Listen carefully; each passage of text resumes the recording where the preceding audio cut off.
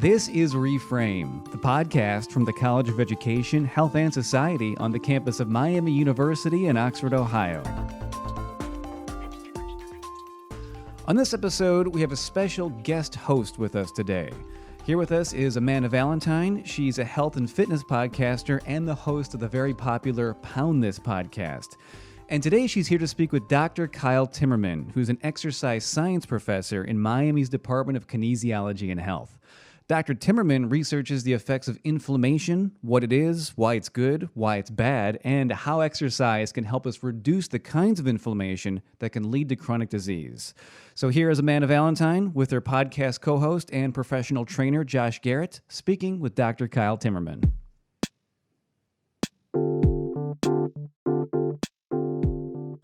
So what do you teach here? I teach... Which this may be part of the podcast now. And we're on. He's like, I've been recording you guys for 5 minutes. So exercise test and prescription class. So for folks that want to go to become cardiopulmonary rehabilitation specialist or physical therapist, and then I do exercise physiology as well, which is my favorite one because that's kind of more aligns with what my area is, and then I do some research methods classes at the graduate level too. Okay. So I'm just gonna do. I mean, we're still keep this the same exact vibe. Yeah. I just wanted to just like introduce ourselves that we're doing Reframe, and then I'm just gonna just ask you about you and your research and what you do here at Miami. You know, talk to me like I'm 5 questions about inflammation, and then I just want to have a roundtable discussion about what does that mean for I was us? just initially, I love that you guys said, hey, I'm interested. I'm like, oh, that's great. Because it's always such a misunderstanding or with students and just with the general population. I always ask my students, who thinks inflammation, is it good or bad? 99% of the hands go up for bad. So that's, I guess, to your first question, my research is focused on chronic low-grade inflammation with aging. So we know that as we age, that our baseline levels of inflammation creep up. And that's in reality, when we talk about inflammation in the bad context, it's when our baseline levels of inflammation start to creep up and it predisposes us to, you name a chronic disease. And maybe we'll talk about some of the specific ones over the course of the podcast here. And then we also know that people that are more physically active avoid that. So it's not just one of those things like, oh, I'm getting older, my inflammation levels have to increase. It's a host of things, kind of like you were saying when we were talking a little bit ago, that health is kind of multifactorial. Yeah. So being more physically active can help prevent this increase in chronic low-grade inflammation. We know that a healthier body composition can do that. Different aspects of diet can influence it. But we don't really know what it is about physical activity that's reducing that inflammation. So that's kind of where my research is at. And that's what's fun about just science in general. It's like, okay, we know there's this benefit, but we don't really understand why it's occurring. So that's the general focus of our research right now. Oh, just what does general inflammation in the body mean? Like, where is it? Like, why is your body getting inflamed in a negative way? Like, yeah, so it's just kind of start with when we think of inflammation, people are like, oh, my achy joints, or you'll hear about the pain, redness, swelling. And so it's all those things. So all of us, even if we're healthy right now, we don't have any sickness, we have some level of inflammatory proteins in circulation and in our tissues. But that's pretty low. When we're absent of any illness at that time or any injury, our baseline levels of inflammation are pretty low. But if we do get sick, we see a spike in inflammation, acute spike. And that's critically important, I should say. It's actually part of the immune response that helps resolve the infection. It's think of it as kind of like the fire alarm for, hey, we've got an infection in this part of the body, or we have a systemic infection, a bacteria or a virus. And so inflammation helps recruit cells of the immune system. It helps make those immune cells mature and helps resolve that infection. And then you'll see the levels of inflammation go back down. Now, people always ask me, well, my joints ache.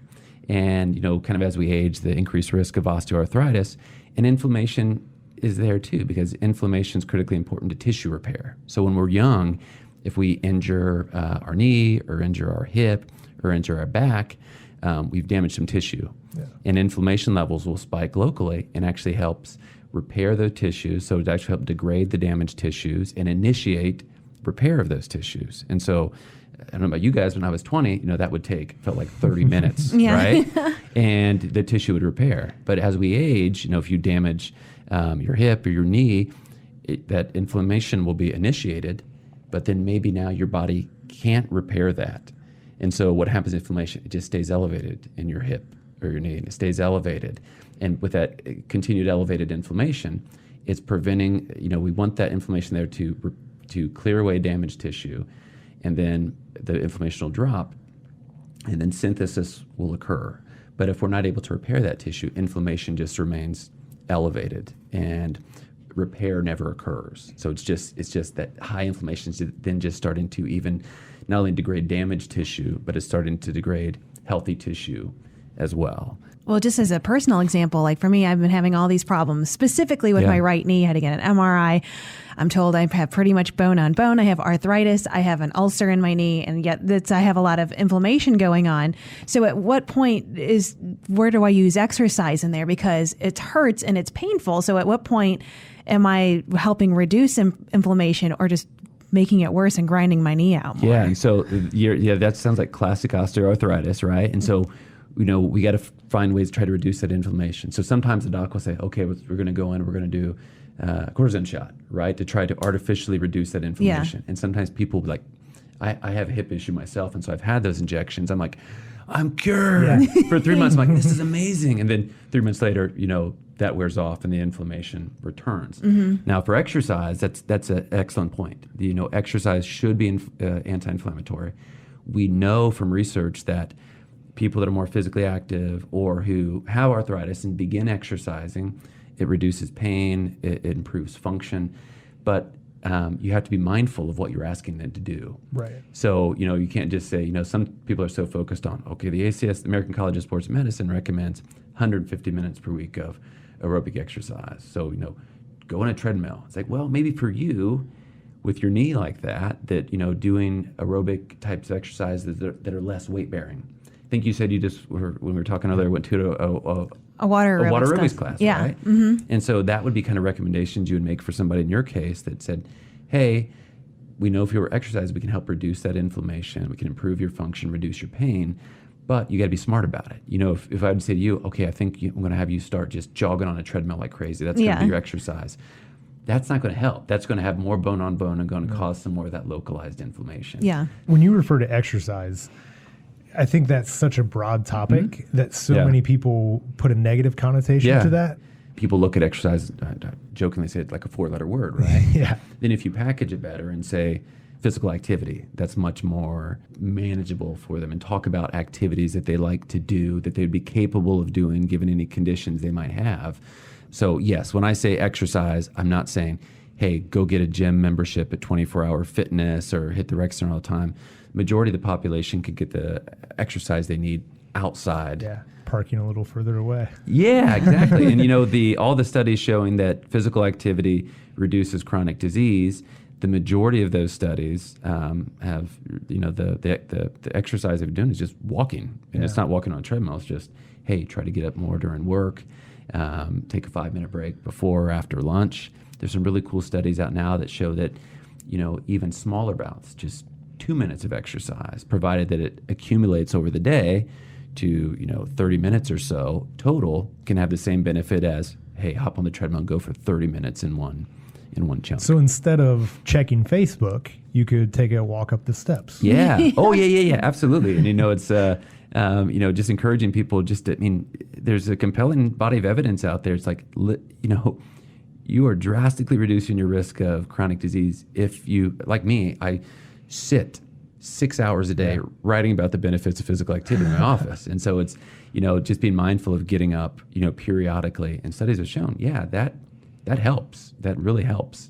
Well, with all of the research that you've done with this study and other ones, like how little actually makes like a big difference, especially when it comes to inflammation. I mean, is it just going for a 5-minute walk going to turn the tables for you? Yeah. So again, that's, the biggest bang for your buck is from taking from people that are relatively sedentary to anything beyond that. That's when you're going to see the biggest one. You can convince those people who are really not physically active at all to begin doing that. More specific to your question, it's absolutely appears to be dose dependent. So we've known that for a while. If you look at some classic studies like the Harvard Alumni Study or the Aerobic Center Longitudinal Study that looked at incremental increases in regular physical activity, ranging from no activity at all to 250 or just 500 calories per week, which is not that much of physical activity, the UC risk of mortality, risk of chronic disease rapidly drop. And then if you can get somebody just to do as little as like 1,000 calories per week of physical activity, which translates to about 150 minutes per week of exercise, you can see, again, I'm probably citing the percentage a little bit off, but in the Harvard Alumni Study, I believe that they showed that about a 20% reduction in mortality once you see those people that are doing at least 1,000 calories per week versus those that are relatively sedentary. And then regarding dose again, it's that 150 minutes per week used to be packaged as 5 days per week, 30 minutes on those days. Now researchers looking at what if it was only like you just do 2-minute bouts during the day to add up to 20 or 30 minutes. Is that as effective as if I do 30 minutes all at one go on that day? And it appears to be in terms of reduction of risk of disease. That and again, this is relatively new. And people always ask, what's the best exercise? It's literally, it's the one that you'll do. Right. It's the one that you'll do. And so just finding out what you enjoy. I would tell my students in class, I'm like, you might be giving grandpa permission to golf more. If you're like, hey, you don't have to go to a gym, just golf more. Just make sure you carry your clubs. It's like, what? That's it? I'm like, yeah. Walk that's 9. it. That's going to be within, walk 9 instead of do it. And then there you packaged it in a way that they're like, oh yeah, I'll go do it. Well, this has been a really great conversation. Josh Garrett, Dr. Kyle Timmerman, thank you so much. Yeah, it was a pleasure. Thanks for inviting me. Thanks.